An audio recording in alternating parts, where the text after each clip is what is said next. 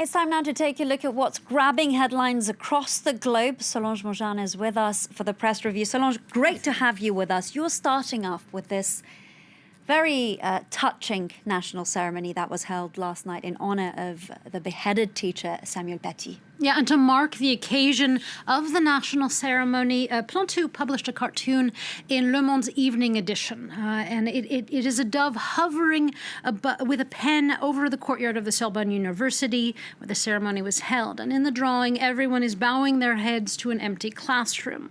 Now, Libération also paid its respects to the slain teacher with its headline, Monsieur le Professeur.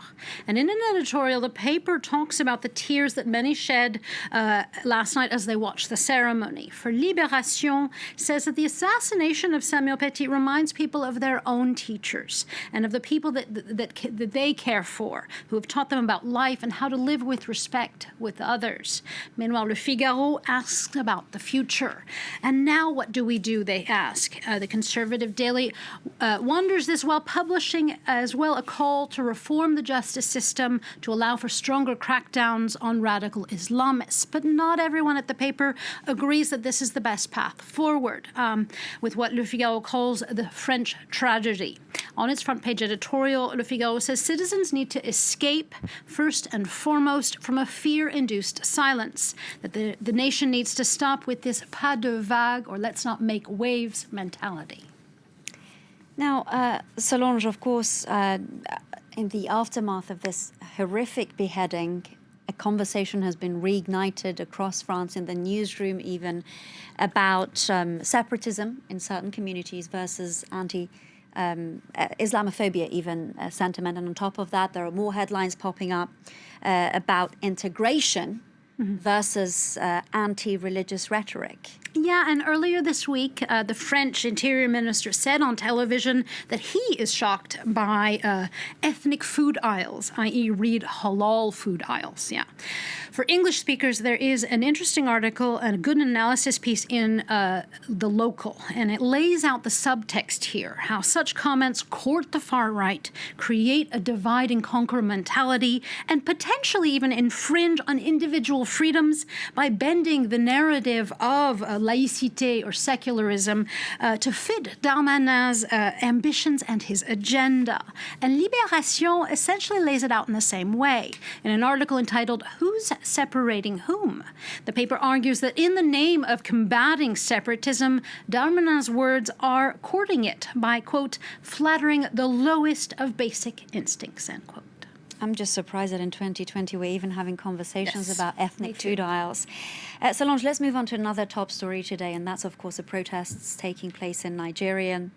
And the press inside the country and outside, they're both outraged about police opening fire and killing protesters on the streets of Lagos. Yeah, the Abuja-based paper, The Daily Trust, says that there was anarchy in Lagos yesterday, and it led with the hashtag #EndSARS. Now, this is the call to end the special anti-robbery squad, and this call is not a new one. It's been going on for years. But as Punch tells us, there is now, with the massacre, with the October protests, increased pressure on the president to take the demands of protesters into account, namely government and economic reforms. But for the famed writer Chima Amanda Ngozi Adichie, last night's murders by police were chilling. She says that it was, quote, as though there was a certain lack of consequences. In a beautifully written piece in the New York Times, she describes a sense that under President Buhari, Nigeria, quote, could burn to the ground.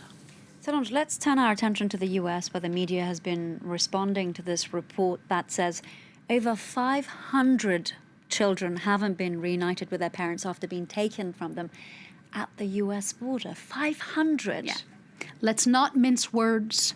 The Trump administration kidnapped children. That is the view of the editorial board of the Washington Post. And it argues that the Trump administration failed at basic human decency in removing kids from their parents in 2017 and 2018. Now, over 3 years later, a report has come out that says that the court-appointed body organized by the ACLU still cannot find, as you said, the parents of 545 children who were essentially torn from their families.